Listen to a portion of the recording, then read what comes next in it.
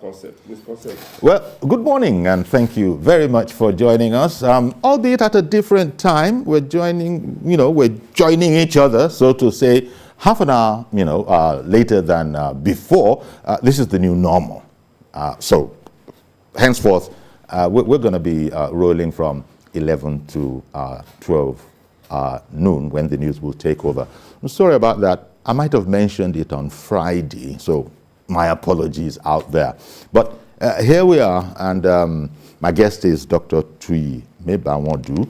Understandably, it's the season, it's the COVID season. Numbers are coming down, depending on what side of the world that you are, monitoring. But I guess the idea is that the whole runaway thing of the second phase, mercifully, it does look like it's a bit under better control. But Dr. T.V.C. is the best person to comment on that. Numbers, we've somehow survived the second wave that people were concerned about, sort of managed to stabilize it, and it's coinciding with the Astrazeneca vaccines that we have just received. So would you say that we're on the right page? We're on the right page, all of us. Yeah, indeed. We're navigating to the right outcome, the right flow as it is. Because if you look around worldwide, we're getting to the stability and reductions in the number of deaths, as it were. Now, we're seeing that the vaccines being rolled out differently. We're getting more people vaccinated, and the thing is spreading gradually. We saw the release of our own first batch of the COVID vaccine, the 3.94 million doses released. That means that at least in West Africa sub-region, we're number 3. Ivory Coast, Ghana, Nigeria are now having vaccines to deploy. And then, of course, the government has told us the rollout plan for those vaccines. And daily, the numbers that are coming out from new infections, they're reducing as far as Nigeria is concerned. As we test more, we're seeing the reduction in that. Well, a cautious hope. We have to actually be hopeful. We have to be cautiously hopeful. Because at the end of the day, if we lose the narratives, if we lose the direction, if we lose the momentum, we might see a spike. How do I mean by this? Now, we have, let's look at the vaccine promises for Nigeria. We saw that AU told us they're going to give us 42 million vaccines for this country. And COVAX said 60 million. We've gotten 3.9 out of the 60 million. MTN promised 1.4 million. BUA promised 1 million. So we look at it, that's the warehouse of the vaccines we have so far now. We've seen the first one. We're trying to deploy it in a way that it can benefit the people at most, attacking both the transmission and the death, because you have to look at your strategy. And the first rollout is, okay, to the people in the front line as strategic leadership, so whether political or economic leadership. That's the first. Then the second thing, after that one, is those people who are above 50. Because we see that the virus kills more people above 50, okay, more than those below 50. The third rollout is people between the age of 18 and 49 with medical condition. Okay. And the last rollout will be any other person. Of course, we know that people under 18 cannot be given the vaccine. Pregnant women cannot take the vaccine. Yeah. People lactating cannot take the vaccine. So we've taken a chunk of the population out of those people that we're going to deploy the vaccines to. So if we do this, we should be seeing our outcome in by 2020, late 2023, early 2024, we should have done close to our 70%. Now, but there are issues. The first issue is this. Are we flowing with these mutant strains of the virus? How well can, for instance, say, the Pfizer, AstraZeneca vaccine, how well can they deal with the mutant strains? Now, when the Johnson vaccine comes up, because actually the AU vaccine is a combination of Pfizer, AstraZeneca, Johnson & Johnson, and then even another one from China. So it's a combination. So what are we going to do? Johnson & Johnson is 1 dose. AstraZeneca is 2 doses, and that's how. What are we going to do? So we need to streamline all these things. Okay. But good enough, Africa, we're not new to fighting epidemics or as it were pandemics. We're not new to immunization. We've had copious experience that even the whole world should learn from, because every time we do vaccination, either we're dealing with polio or we're dealing with Ebola. We are the first part of the world that first introduced the use of military to drive vaccination. You remember in 2016 when the resurgence of that polio came, we had, even in the midst of Boko Haram, we had to use the military people to drive vaccination, and up to now, since 2016, we've not seen a new variant of that polio vaccine. Okay. Also in DR Congo, we've seen where military people were used, and Angola used to drive the vaccination of Ebola. Even when the Merck's vaccine for Ebola had to be stored under -70, like the Pfizer vaccine. So we have experience in that regard of how to do better. We also have challenges.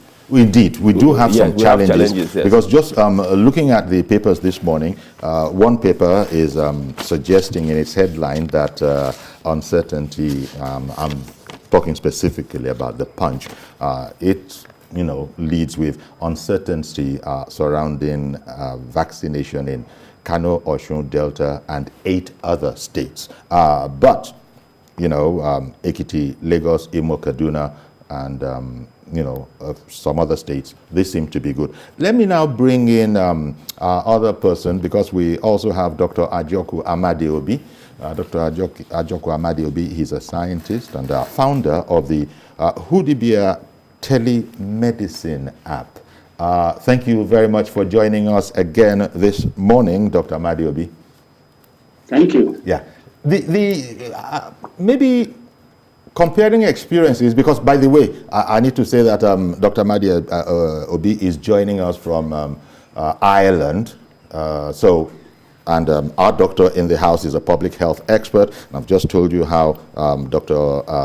Amadi-Obi, he's a founder of telemedicine app. Now, is there any application for the COVID situation in that app, by the way, to get that out of the way first? Oh yeah, definitely. As soon as the coronavirus started, we integrated that within the app.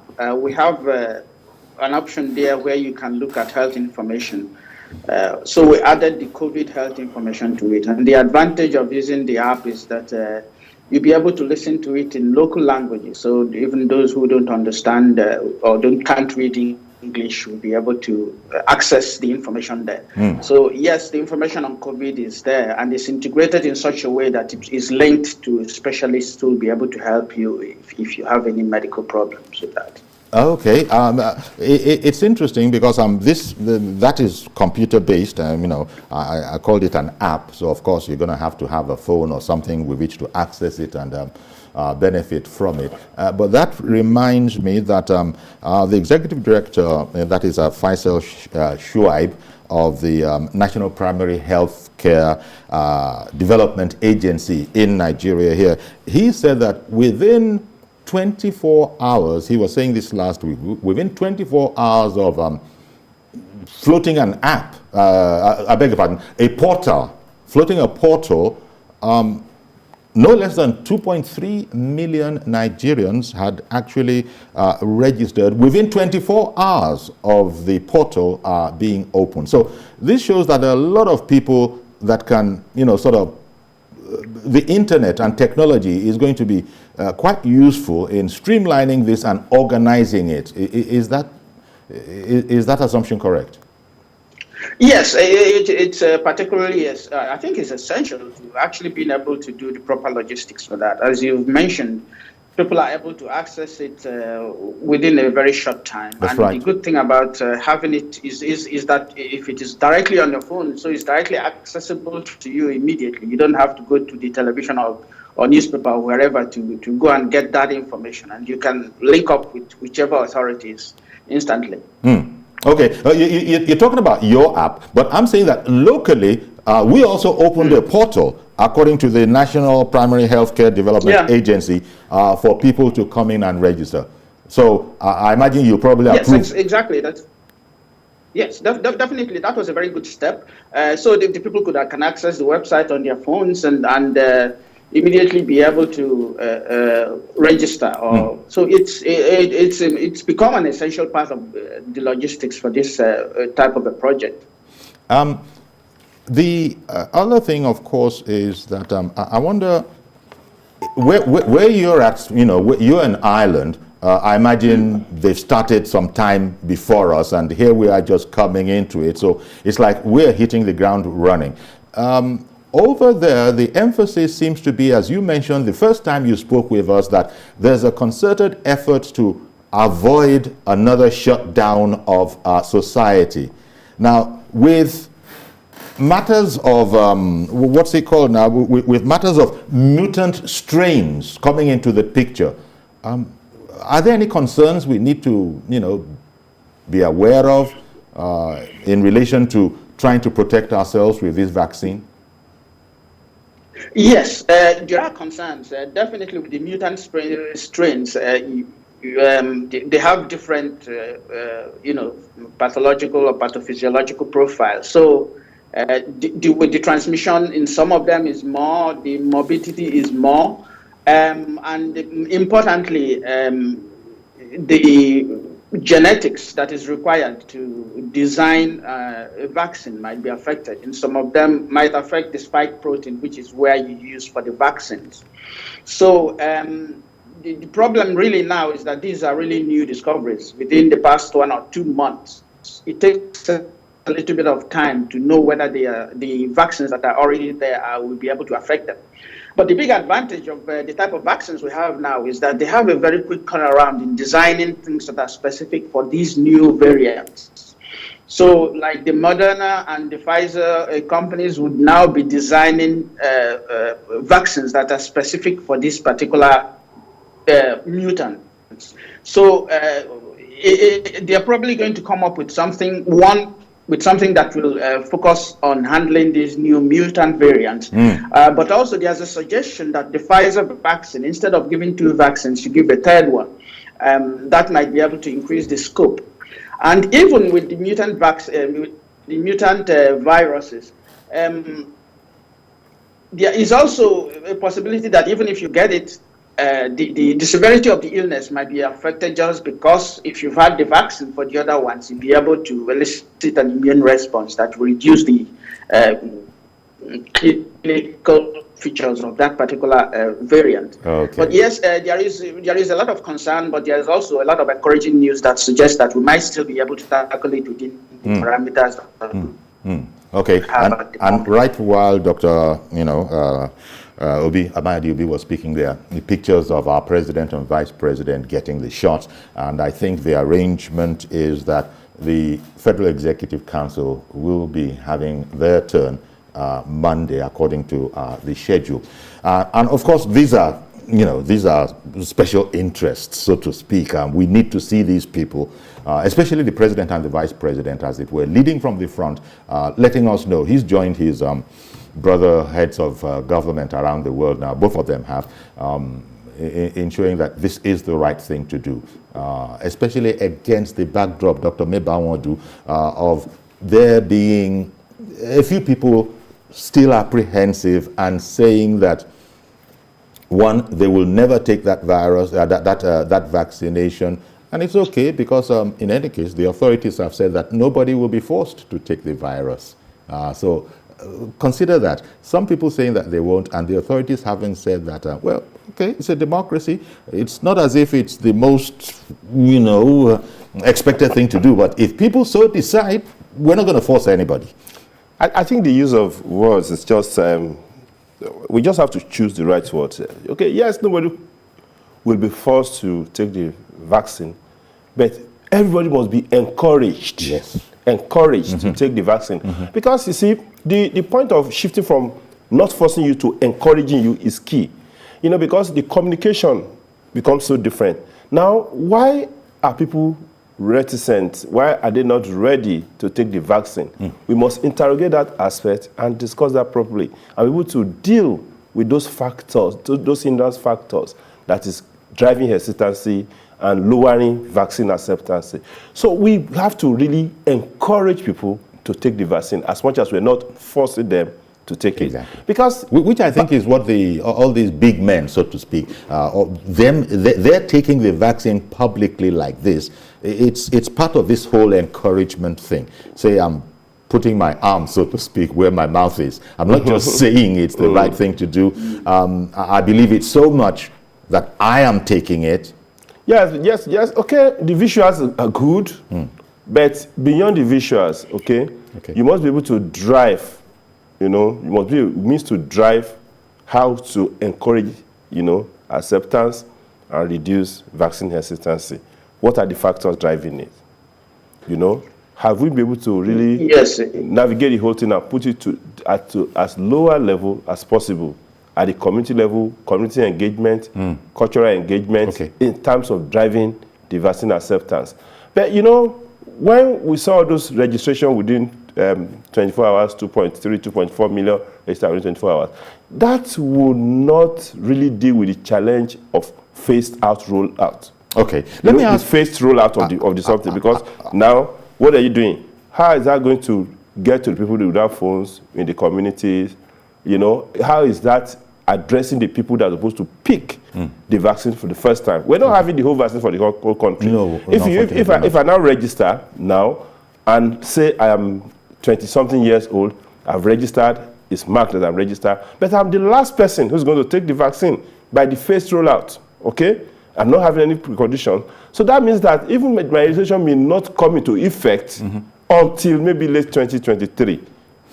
Or 2022 or thereabout. So now the question is this: I've registered now, and I'm not going to get the vaccine until that day. So, it's a kind of encouragement in a way to show that people are really, the vaccine hesitancy is reducing. Indeed. But again, we need to look beyond, because the ultimate thing is to take the vaccines from the storage and put it in people's arms. So coverage is going to be important. Yes. Dr. Amadi-Obi, I am reading of arrangements in some countries in the West actually having an arrangement to pick up a vaccine kit, OTC, over the counter. I don't know, how that is going to work, but in the effort to cover as many people as possible, first of all, I hope you were on the same page. Did I read it right? That there are some areas of the world in the West where you can pick up a vaccine kit yourself? As far as I know, it's the test kit that you can pick up. But there are efforts to have pharmacists give the injections. Of course, giving the vaccine is something that you have to train in. It's not something that you will be able to administer at home by yourself. Okay, I see. But yes, there are a lot of efforts. To be able to increase the number of people that get vaccinated. That is more of a logistics issue. But another issue is this vaccine hesitancy that was mentioned before. Unfortunately, the messaging has been very challenging in terms of getting it out there for people to learn about what is going on. For example, there has always been vaccine hesitancy. People have always doubted whether vaccines were good. But this COVID came on very suddenly within a year, and within a year vaccine was developed. A lot of messaging behind that was very poor initially, without letting people know how this was done. For example, AIDS has been around for decades and nobody has found a vaccine. How did we get to find a vaccine for this particular one that has been there for a year? The messaging behind that and the reason why that happened is not made. It hasn't been sufficiently explained. Yes, exactly. It is very important to let people know that this technology is a technology that has been deployed only within the past year. It has been in development for years. It has been effective in handling the COVID pandemic because this is the first time it has been used. Okay, indeed. And it has worked very well. So one moment. Need to get that messaging out there to let people know. Yeah. Okay, sorry, one moment, please, as I bring on Kesandu calling in from Owerri. Thank you very much for holding on. Please go ahead now. Good morning, Mr. Good morning, sir. Yes, Kenko Kesandu Kings, I come from Isubo and Imo State. You see, I appreciate the topic this morning so well, and I think to a very large extent, if you check the number of people who they said have registered for this vaccination. 2.3 million out of over 200 million. Well, that was 4 or 5 days ago. And at the time, Yes. the executive director was saying he was sure that Faisal Shuaib was saying he was sure the number would continue to increase. Uncle Yori, do you know that with the way COVID-19 has disrupted the activities of the world, all things being equal, in fact, within that 5 days, Nigerians are supposed to record almost 20 million because of the way things have done. But I think the federal government is not doing so much in sensitization. Let me tell you, what are we doing? If it comes to some of these localities, if it comes to my local government, for instance, all these remote areas, aside some of us doing our own social, cultural responsibilities of trying to educate people, what is the government actually trying to make sure that, see, there is this confidence that is built on Nigeria that we can actually accept this vaccination. It will do us good. I'm seeing that lack of confidence in people. People are even saying, look at the governor from one of the governors saying that he is not going to take this. So I think the federal government has to come out together, speak in one voice. Because Yes. the governor cannot be saying one thing and the federal government will be saying another. Yes. You understand? I do. So Thank you. should come together. Thank you very much. Thank you very much, Kesandu. It's an important point. I saw you nodding your head in approval at that point that everybody needs to be on the same page. You can't have some authority like the federal government, saying what it is saying about the vaccine and joining everybody to, just go ahead and get it. And then some other important authorities also voicing a contrary opinion that they, for instance, might not be taking it. In fact, we even have, as you know, in our society, a governor that doesn't even agree that there is COVID-19 in his state. So this is, this I think is something that Dr. Amadi-Obi was highlighting, that there hasn't been enough communication yet as to how this whole thing is going to work. Now, is it because Dr. Amadi-Obi is all the way over in Ireland and it does not see the lie of the ground, or would you agree with his submission? From the start, I had mentioned that the first casualty that we're going to face is proper communication and dissemination of such information. Okay? Mm-hmm. We have emphasized and re-emphasized the importance of communication, yeah, taken to the grassroots, mm-hmm, engaging stakeholder.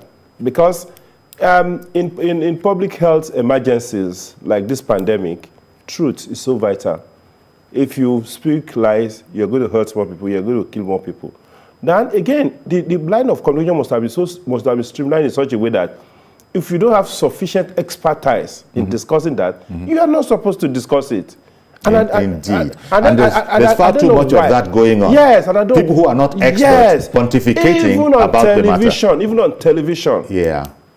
People who in reality understand no jack about science stand here and start discussing COVID-19, okay, and the vaccine and all those things. One moment, doctor. Let me bring on Ada, who has called in from Jos. Good morning, Ada in Jos.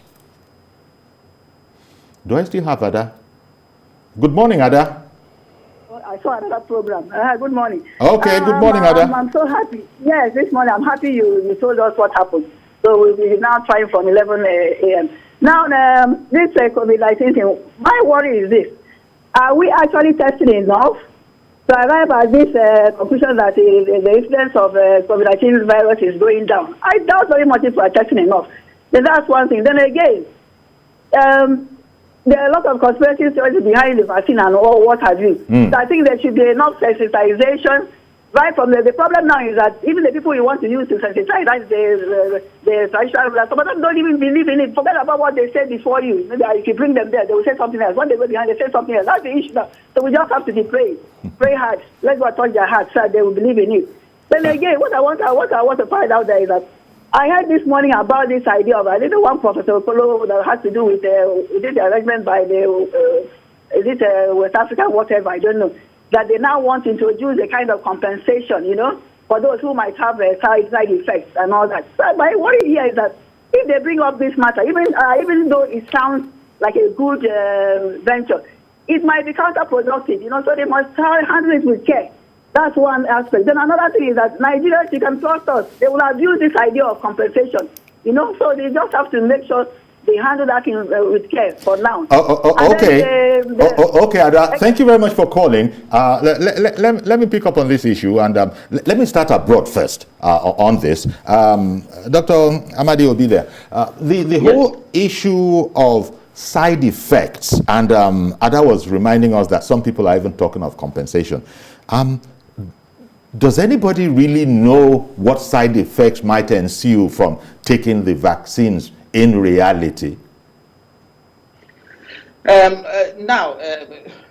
I'll start by saying that when you develop a vaccine, or any medical product for that matter, you will not be able to use it on human beings because before you have developed a proper safety profile. That is the first step in being able to get any vaccine or medication out there. So the side effect profile has to be understood very well before you even use it, before you even start thinking about whether it's effective or not. So it will not get an emergency use authorization without a proper understanding of the side effects. Now, the caveat to that is that these side effects should have been used in a controlled environment, and you will need to use it in the field to be able to delineate whether there are any new things that would have happened. Mm-hmm. Now, so far, millions of people have had that, and within the time frame that we have at the moment, the side effects that people have had have been exactly as was predicted. Okay, for any vaccine, virtually, any vaccine normally, I understand there will be slight discomfort. Yes. There will be slight discomfort locally. Some, especially with the flu vaccine or something like COVID like this, you might develop a bit of a fever, a bit of a headache. Some people can be quite sick after a vaccine. That happens. It's just that the process of your body developing an immune response is an inflammation which your body responds to. Now, people can have severe side effects. For example, people have developed allergies to the vaccine. So if you're allergic to certain components in the vaccine, you should not take them. Mm-hmm. So those are side effects profiles that are known. Okay. At the moment, one moment, please. I beg your pardon, Dr. Obi. I beg your pardon. Forgive me for interrupting you, but Mazi Okoroafo, has been, holding on for a long while. Good morning, Mazi. Good morning, sir. Good morning, our guests, both on Sky and the studio. Good morning. Okay. Now, I want us to look at this issue of side effects. You see, our level of assimilation of information in Nigeria is very, very poor. Now, I'm suggesting that the primary healthcare centers within the local government should make provision of call numbers. They should keep those call numbers. Anybody coming to that place to collect the disease, they should give that person a flyer that has those call center numbers. So that if you have any side effect, you can call the number that are the primary healthcare centers. Let's forget about the one we see on television, T.V.C. and other television houses and radio. That the pamphlet will help us. Because now, I'm just saying that even the religious organization do what? Carry all these call center numbers to them so that they will do what? Use it as part of their preaching. Let people have these call centers numbers. That means that the information is getting down to the grassroots.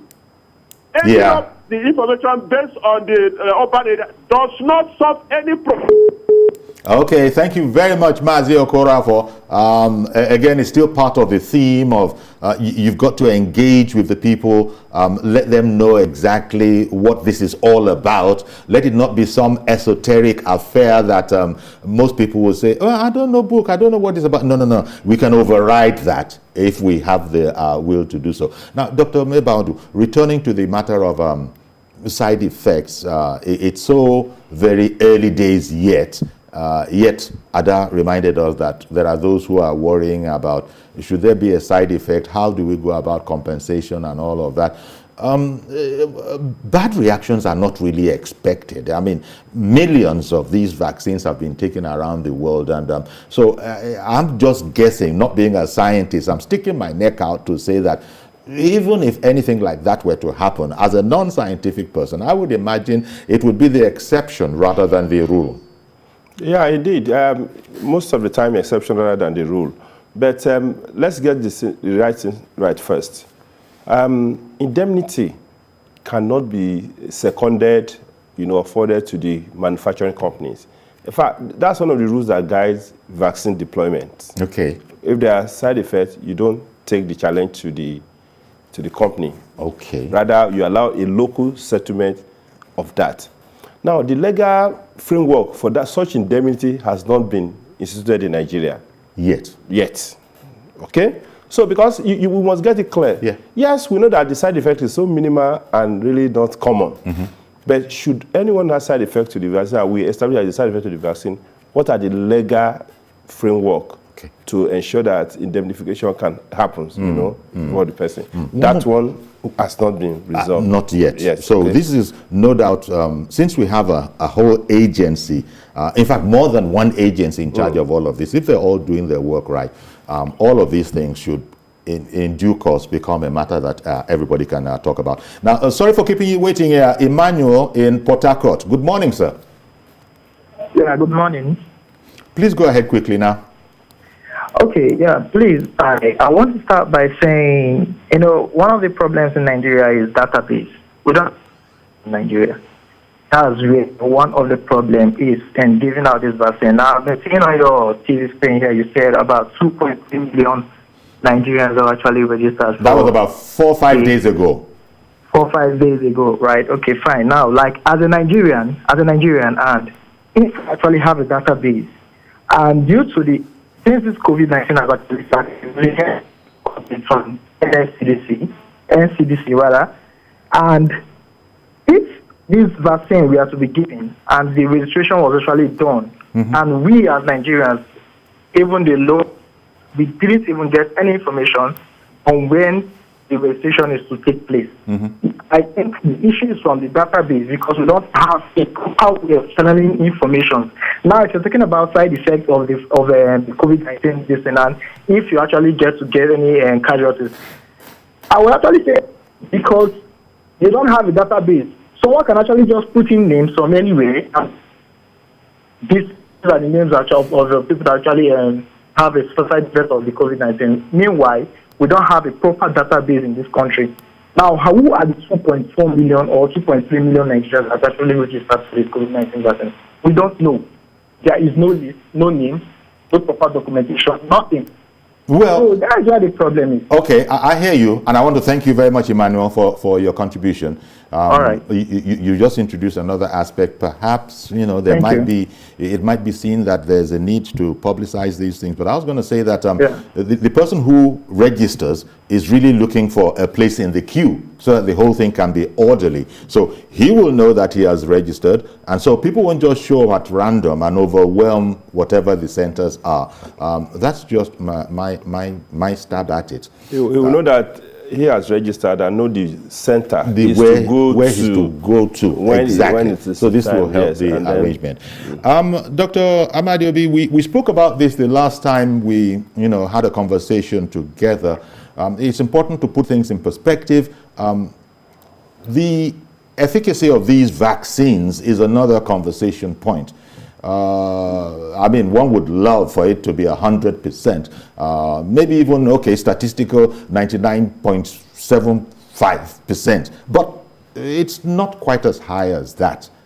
Nevertheless, it is still a worthwhile exercise, isn't it, to go ahead and get the vaccine, even as some say that the efficacy is perhaps no better than 80%.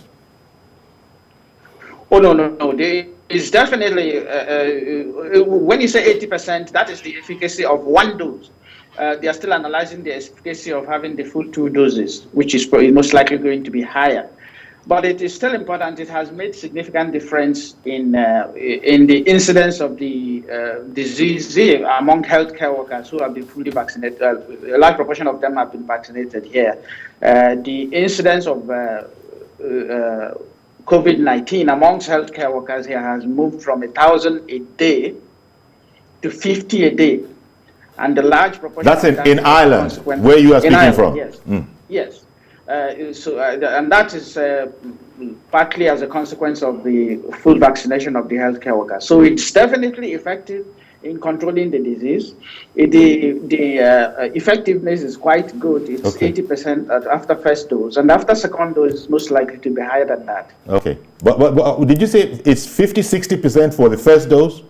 No, for Pfizer, it's 80% for the first dose. Oh, you reach a sort of 80%, shall we say, effective protection level, you know? Yes. But we also must remember, mustn't we, that doctors have said that the fact that you've had your jab doesn't mean you can't transmit. So you've still got to be as careful as you were before the getting your jab. Yes, at the moment, the data that is coming out does not give any conclusion in that aspect, so we don't really know. So it's just erring on the side of caution that people should be more cautious, might be transmitting it or not. Indeed. Mr. Yakub, thank you very much for holding on as well. You probably understand. Go right ahead, sir. Thank you very much, Chief Shori.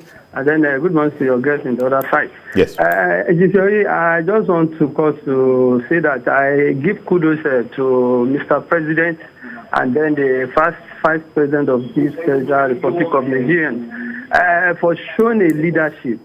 Because what they did yesterday, it is kudos to them and kudos to Nigeria as a whole. Because some of the people have meant that this vaccine, they are not going to take it. But since the Mr. President and the Vice President took it, and then telling us this morning that there's not any reaction negatively to that vaccine, some of people will change their mind and then they will register the way I did my own. It's not like one of the governors in this country that I would not like to mention his name claimed to be heady, claimed to be strong. In that case, he does not need to take the vaccine. And then to me personally, although it's my opinion, I don't think it's showing leadership. And then same governor says that if come to need and then they distribute the vaccine to his state, he's going to tell people to take it. Chief Yori, how do you go to just suppose that as a leadership, say that you are looking healthy, you are okay, you are fine, you don't think that you need the vaccine? Same governor is now beginning to tell the people in the state that if you want to take it, go ahead and take it. You see, he's speaking from two mouths. Yeah. So that is not good as a leadership. Okay. So I want to use this opportunity to tell Nigeria,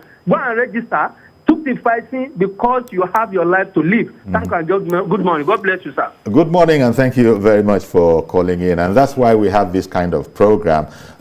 There's freedom of speech, and so people say what they want, but then anybody will have to agree that the vast majority of our contributors to the conversation, apart from the scientists that are directing it, say that there's everything to gain from taking this disease, from taking this vaccination. As you know, I don't need to mention countries. There are countries now where if the Prime Minister, that's a hint in there, if the Prime Minister is going to say anything, the very podium he's going to be using is going to have all sorts of messages in there. So no less than the President is saying that we need to be safe.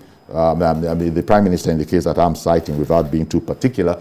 And so I can relate to a lot to what you said, that our top brass, or shall we say our President or Vice President, and later on today, if things go according to plan, the Federal Executive Council, all of them, embracing this effort, I guess that's the word, embracing this effort should encourage people who are still, and then with programs like ours, we've stayed on this, and we're not the only one. A lot of people, a lot of stations are also doing the same.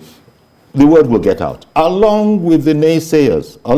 Yeah, they will also have their say, but I guess most of the people will have their way. We have just 4 million almost of those vaccines. It's a long, that's just about 10%, slightly under less than 10% of what we're expecting to have stockpile by way of these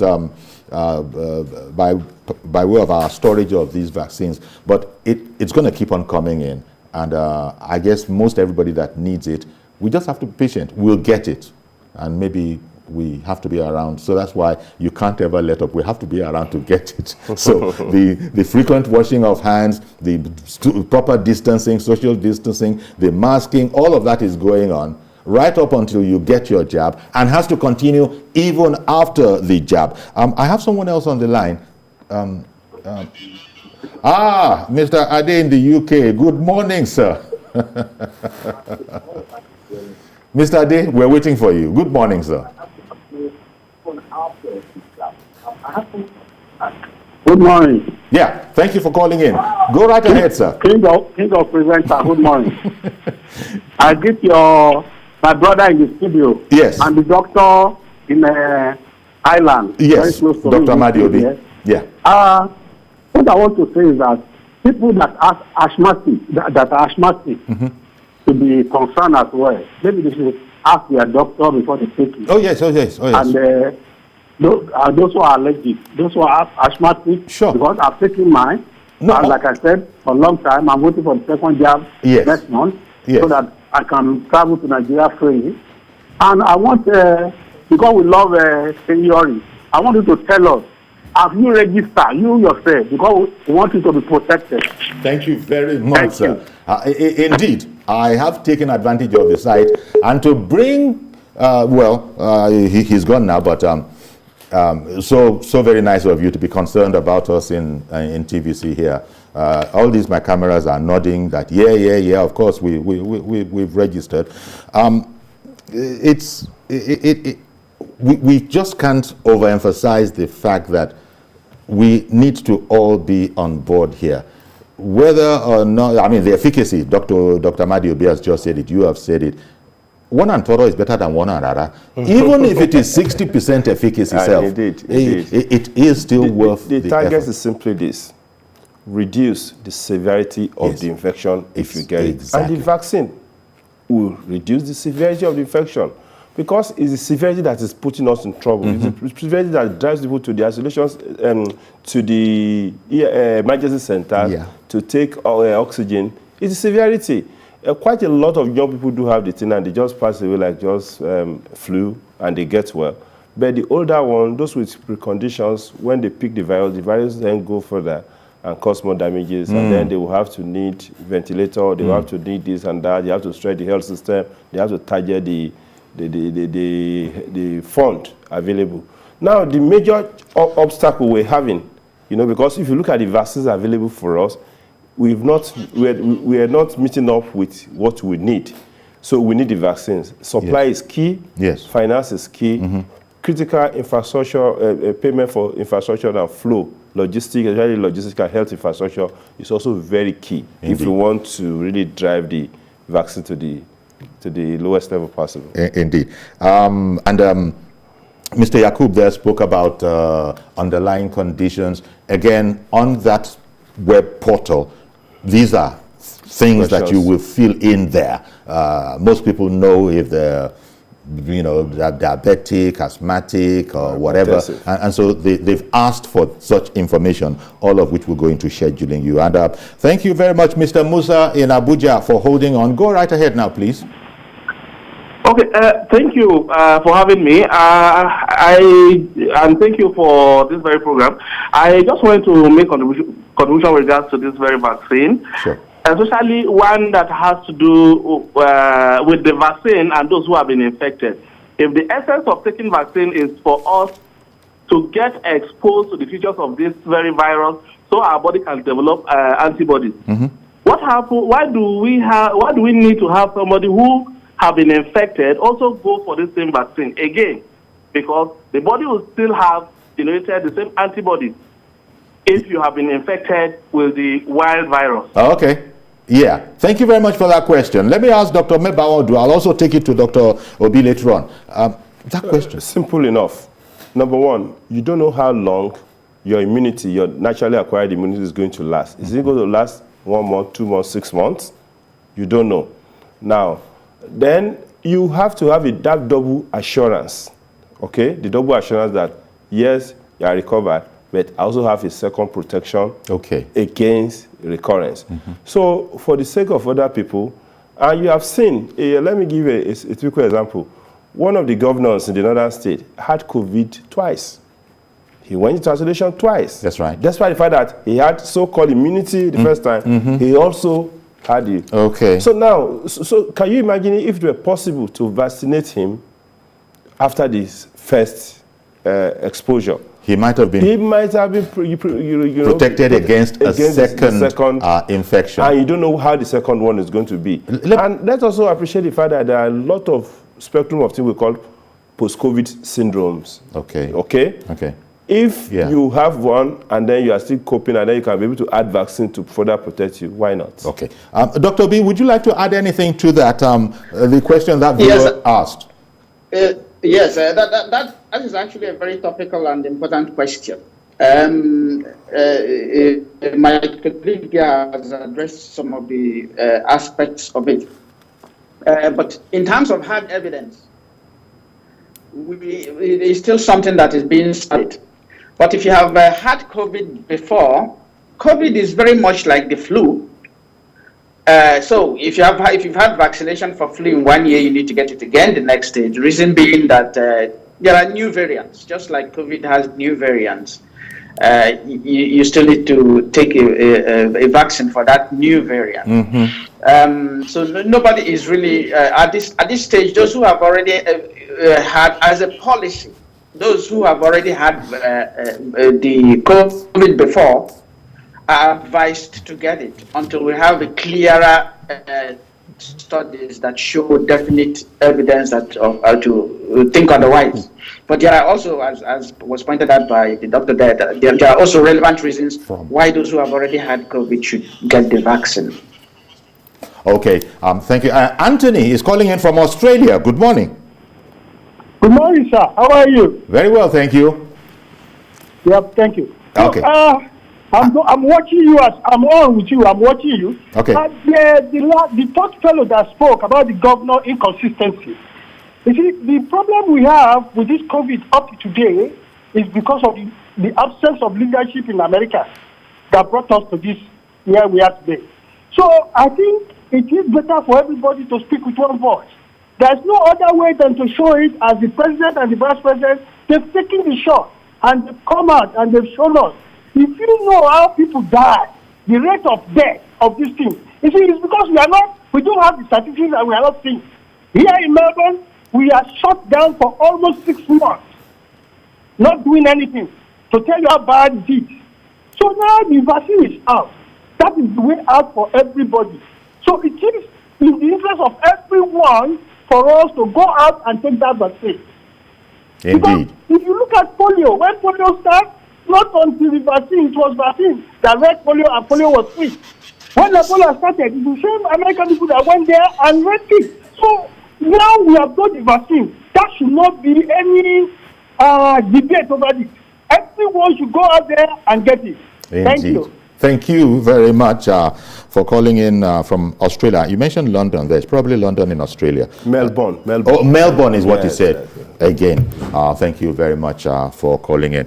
Well, the import of our program today, and in fact all of our programs on this whole matter, is to put as much information out there as possible and also get feedback from what people are thinking, and for people to, for instance, the naysayers hardly ever call in. That doesn't mean they don't exist.